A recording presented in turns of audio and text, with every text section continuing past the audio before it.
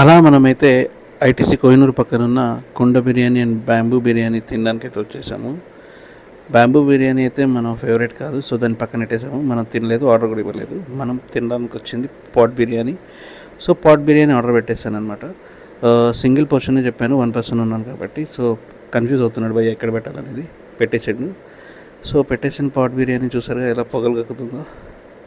ఇక్కడ చాలా రివ్యూస్ చూశాను ఆల్రెడీ, చూసిన తర్వాతే వచ్చాను. So the product is very well cooked అనమాట. అంటే చూడడానికైతే అలా అనిపిస్తుంది.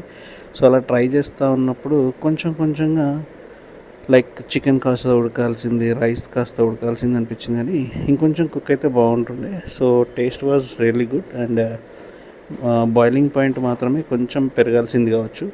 Apart from that taste is very well and very good. And pieces అయితే ఎక్కడి వరకు అయితే బాయిలింగ్ టెంపరేచర్లో అయినా అక్కడ వరకు అయితే మంచిగా టెండర్గానే కుక్ అయింది.